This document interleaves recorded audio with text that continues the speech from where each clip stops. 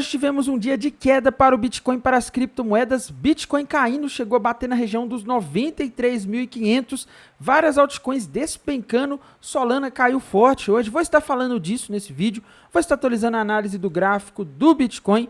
Vou estar atualizando a análise dos eventos macroeconômicos que estão ocorrendo hoje, eventos importantes para o mercado de criptomoedas.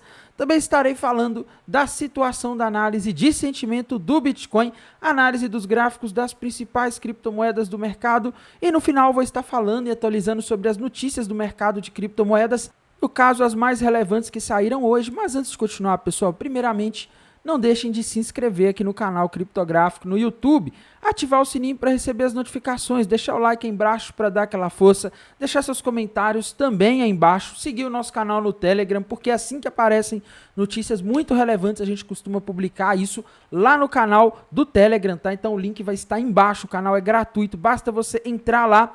E pessoal, bora lá falar da situação do Bitcoin, comentar sobre o que está acontecendo hoje. Bitcoin tem mais um dia aí andando de lado, né? Quando a gente olha o que aconteceu hoje nos tempos gráficos maiores, gráfico diário, a gente vê que o Bitcoin não saiu daquele range que ele está aí desde novembro de 2024, tá? Então o Bitcoin está parado nessa região aqui dos 95, 96, 97, às vezes vai lá perto dos 90, mas ele ainda continua acima do ponto mais importante nesse momento, que são os 90 mil dólares. Tá? Então, apesar dessa queda de hoje, que na minha visão ela foi mais forte para as altcoins do que para o Bitcoin, a gente segue andando de lado. Tá? A gente segue nos tempos gráficos maiores. Aí, quando a gente vai para o gráfico semanal, a gente segue em tendência de alta. Tá? Então, gráfico semanal ainda a gente tem esperança de mais subida. No gráfico diário, a gente está em lateralização, ou seja, o mercado está andando para o lado sem preços novos.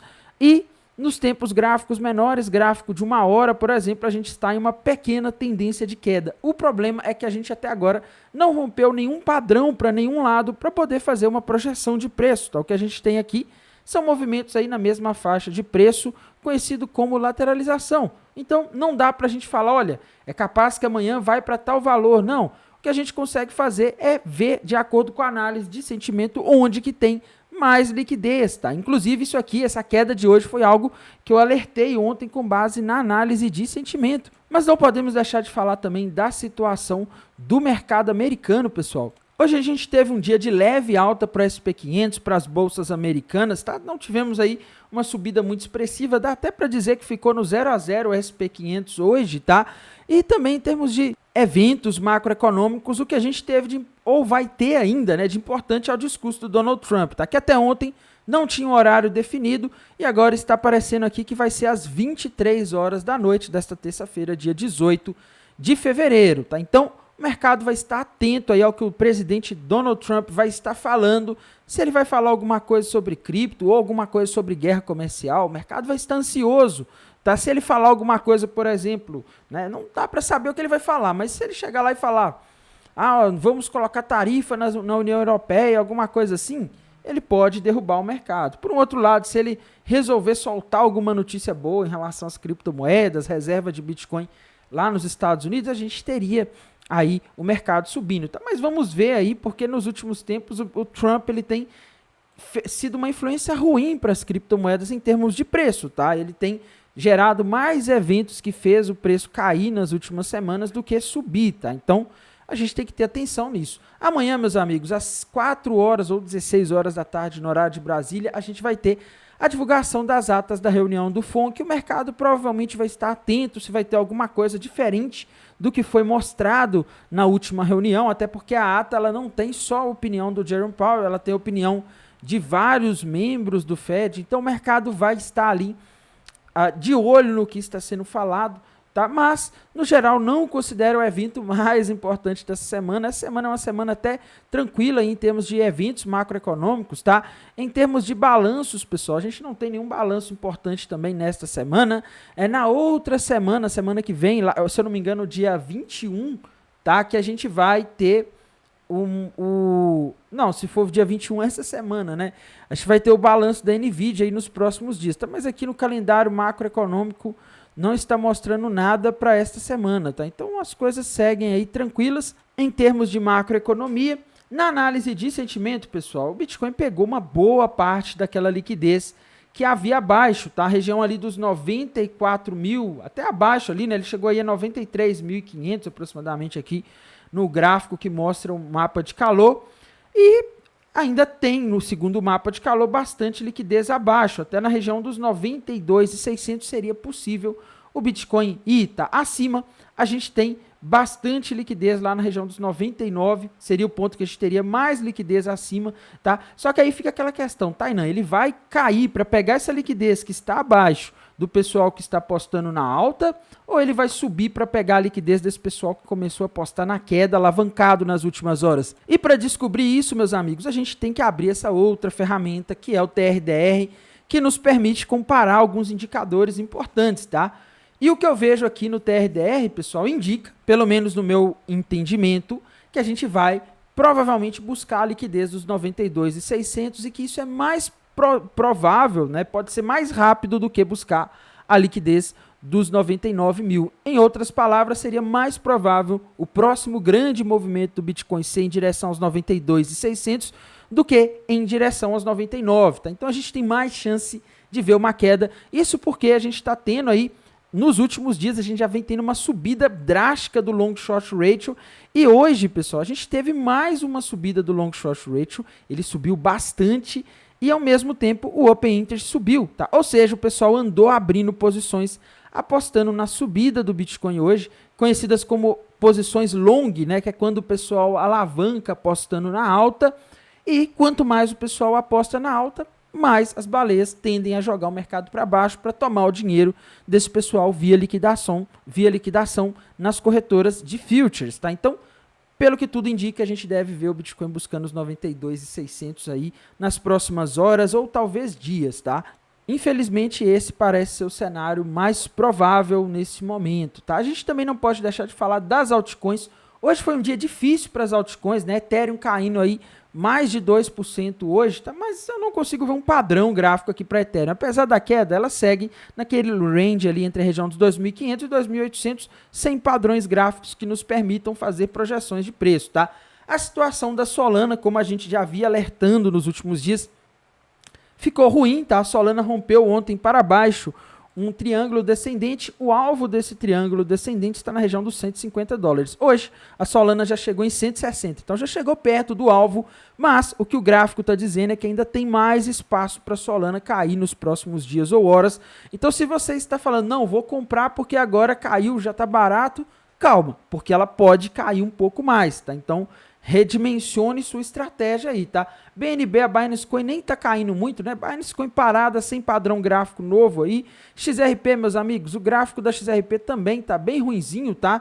Ela caiu aí nas últimas horas, mas também na minha visão, o XRP tá andando de lado aqui na região entre os 2,80 e os 2,30, sem padrões gráficos que permitam fazer projeções de preço, tá? Gráfico da Dogecoin também andando de lado nessa região dos 25, 26, 27 centavos de dólares, sem grandes novidades. Tron tá subindo hoje, apesar da queda da maioria das criptomoedas, mas também não consegue sair dessa região dos 24, 23, 25 centavos e também não tá formando nenhum padrão gráfico por enquanto, tá? Então, a gente fica aguardando aí para ver se a Tron forma algum padrão, tá?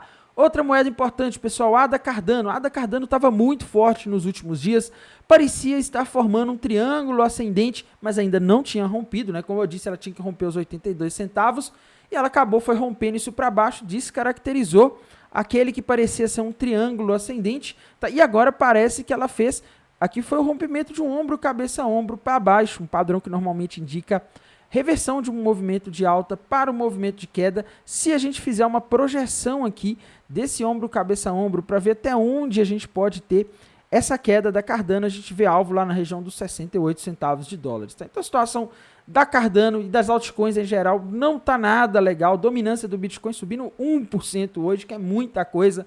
Tá? Outra moeda importante, pessoal, TON. Tá? O token TON também está sofrendo queda hoje, aí, mas segue andando de lado naquela região dos $3,70 e aproximadamente. Tá? Então, sem padrões que nos permitam fazer projeções. Tá?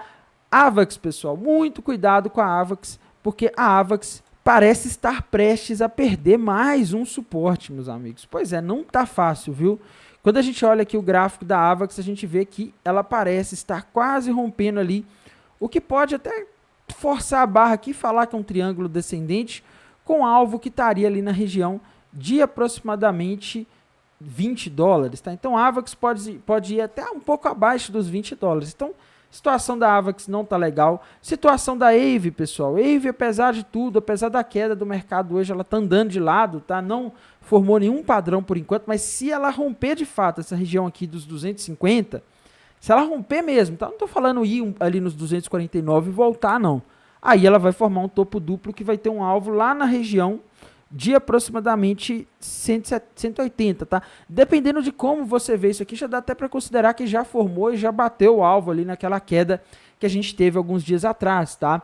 Outra moeda importante, Pendle, pessoal, não está conseguindo ganhar força para formar um ombro, cabeça, ombro invertido, está caindo, tá? E o que eu vejo aqui no gráfico da Pendle agora é que ela acabou rompendo para baixo nas últimas horas, um topo duplo, um padrão que normalmente indica reversão de uma tendência de alta para uma tendência de baixa. Quando a gente vê aqui no gráfico da Pendle, o que a gente tem é um topo duplo cujo alvo está na região de aproximadamente 2 dólares e 86 centavos, tá? Outra moeda importante aí que a gente também não pode deixar de falar, pessoal, SUI, tá? SUI, meus amigos, a situação dela está complicada, tá? Ela está caindo muito, ela ainda, dá para dizer que ela ainda está lateralizando ali naquela região dos 3 dólares, mas se ela perder esse suporte dos 3 dólares para baixo, de novo, vai ser um péssimo sinal, vai ser um sinal de que ela pode começar aí a fazer novos fundos, tá? Então a situação aí da SUI não tá nada legal, ela pode formar aqui um ombro, cabeça, ombro, se ela perder esse suporte, tá? Então, se ela vier a romper essa região aqui, que eu não vou nem falar dos 3, tá? Vou até arredondar um pouco mais, dos 2,70, aí ela vai formar um ombro, cabeça, ombro gigantesco com alvo na região dos 1 dólar e 66, tá? Lembrando que ainda não rompeu, ela está testando o suporte, não pode cair mais, tá? NIR, pessoal, gráfico da NIR, apesar de tudo aí, apesar da queda de hoje, não tem um padrão definido, ainda está andando de lado aqui, difícil fazer algum desenho de alguma figura. Monero consegue subir hoje mesmo com tudo que está acontecendo, impressionante, pessoal, todas as altcoins caindo e a Monero resiliente, ainda se mantendo em alta, tá? Tendência de alta da Monero está forte, mas ela não tem, pelo menos não mostrou até agora nenhum padrão gráfico que nos permita fazer aí projeções de preço, tá? Então, essa é a situação da Monero, essa é a situação das principais criptomoedas. E sem dúvidas, pessoal, a notícia mais importante do dia para muitas pessoas e até para o mercado de criptomoedas como um todo é que, enfim, a FTX, corretora que faliu lá no final de 2022, começou a pagar as vítimas, né, as pessoas que eram usuários da corretora e deixaram dinheiro na corretora e acabaram perdendo esse dinheiro com a quebra da corretora, tá? Segundo o Sunil, né, que é uma das vítimas da FTX, tá? Ele ficou famoso aí por aparecer em entrevistas, né, e contestar o processo de falência, algumas coisas meio estranhas aí que estavam acontecendo por parte da equipe que estava cuidando do processo de falência. O Sunil, ele hoje postou, né, que já foram feitos aí cerca de 800 milhões de dólares em pagamentos para 162 contas somente hoje, tá? E esse pagamento ele está ocorrendo via Kraken, tá? É um pagamento em dólar, eles não estão pagando em criptomoedas, eles mandam para uma conta associada a uma corretora que é a Kraken e lá as pessoas podem converter para as criptomoedas, tá? E ele também falou de algumas coisas importantes, pessoal. Ele disse que a próxima distribuição, né, ou seja, a próxima leva de pagamentos começa em 11 de abril de 2025, tá? Podendo se estender até 30 de maio de 2025. E, pessoal, essa era um dos motivos aí que eu disse que provavelmente a gente não teria um impacto positivo no mercado de criptomoedas em função dessa situação da FTX. Tá? Muitas pessoas estavam especulando que as pessoas iriam receber o dinheiro, iriam comprar criptomoedas, né? Mas não. Primeiro porque não é todo mundo que está recebendo hoje, tá?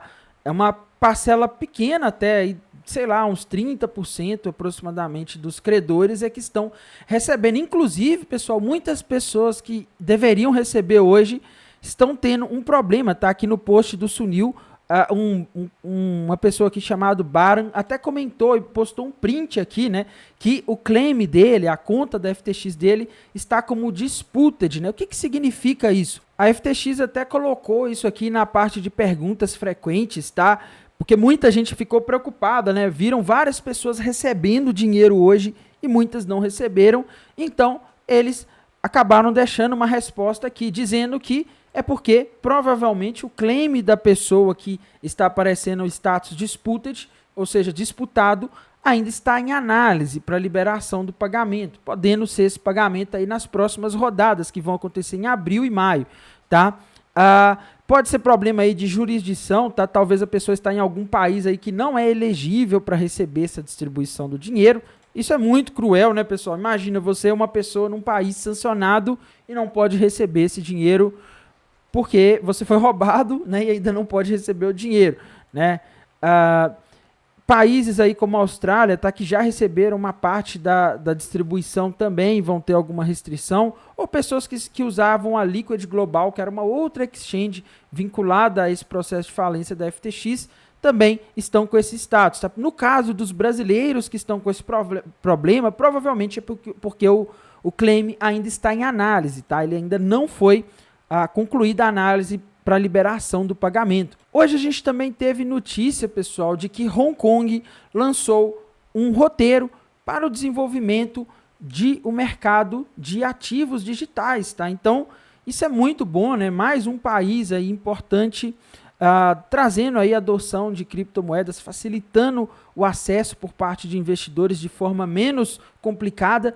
Hoje a gente também teve aí os senadores do Texas debatendo a proposta de criar reserva de Bitcoin. Eles não chegaram aí a nenhuma conclusão, tá? Não decidiram nada sobre a SB 21, mas eles estavam discutindo hoje, e isso aí é interessante para as criptomoedas, porque é um estado gigantesco que tem economia muito maior do que muitos países aderindo ao Bitcoin.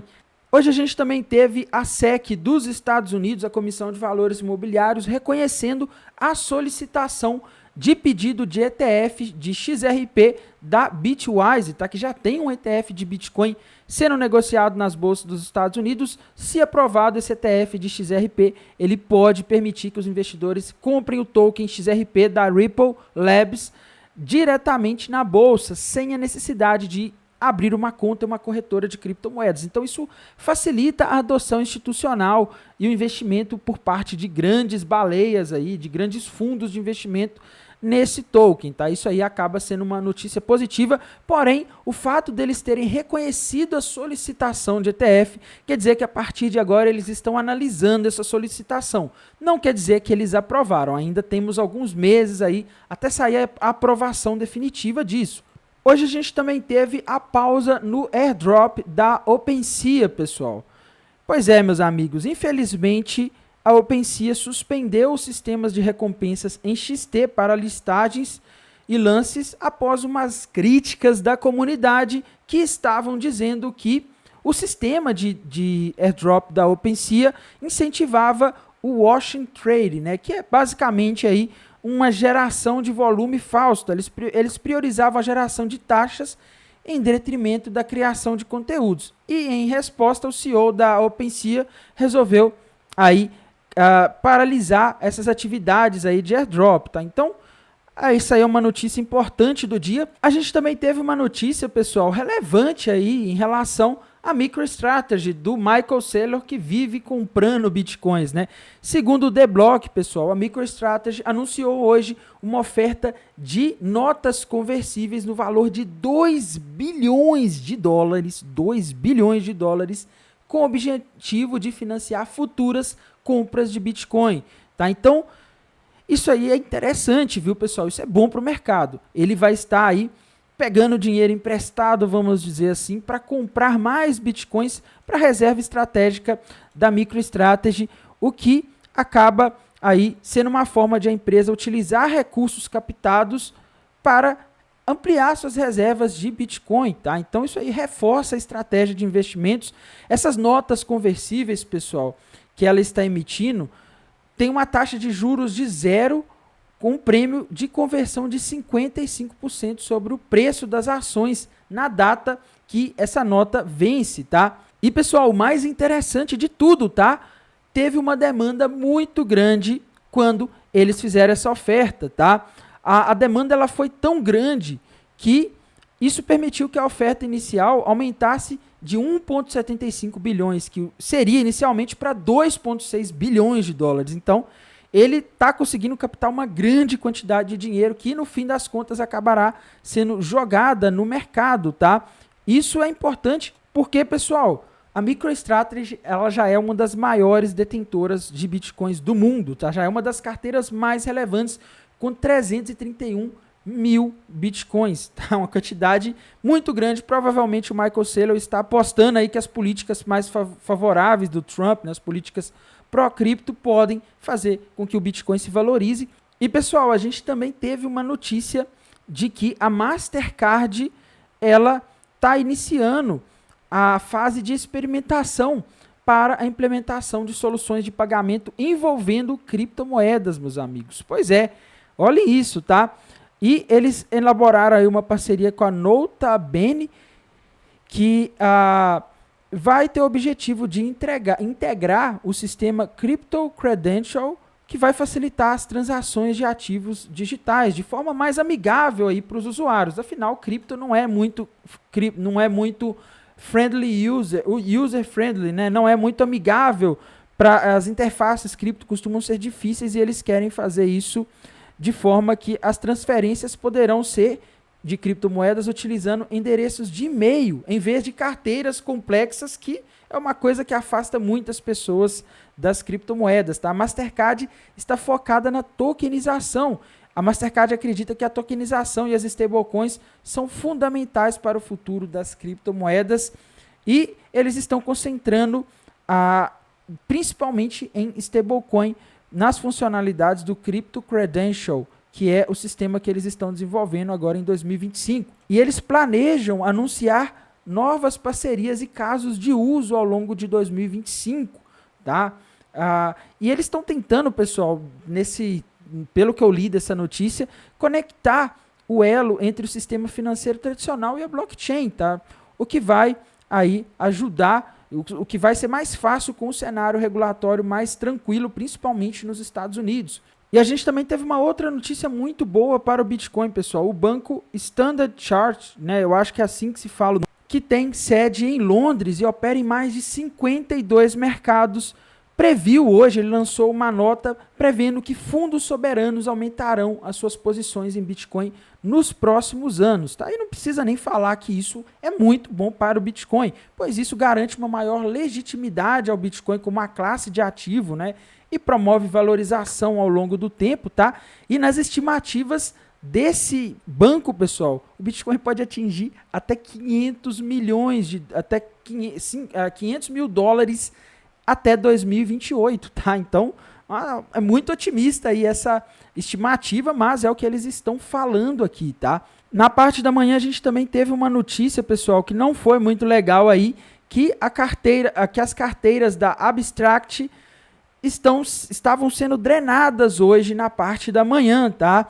A suspeita inicialmente era de que esse ataque estava relacionado ao jogo da Cardex Space, tá? E muitos usuários que interagiram com o jogo foram afetados e a recomendação nesse post aqui que estava no X era de que essas pessoas tirassem aí as suas moedas imediatamente dessa carteira, tá? E transferissem o fundo para outras carteiras e ativasse a autenticação de 2 fatores nessa carteira para continuar usando ela futuramente, tá? O ideal nesses casos, quando há hacker, para quem interage com essas plataformas, é sempre fazer aí uma nova carteira, tá? E acabar com a carteira antiga, já que ela está comprometida. E se você guarda moedas em alguma carteira, meus amigos, nunca fique interagindo com um monte de coisa por aí, porque você pode ser roubado. Isso já aconteceu, inclusive, com o Augusto Bex, tá? Que é um influenciador famoso aqui no Brasil, que teve aí, se eu não me engano, mais de $1 milhão, R$1 milhão,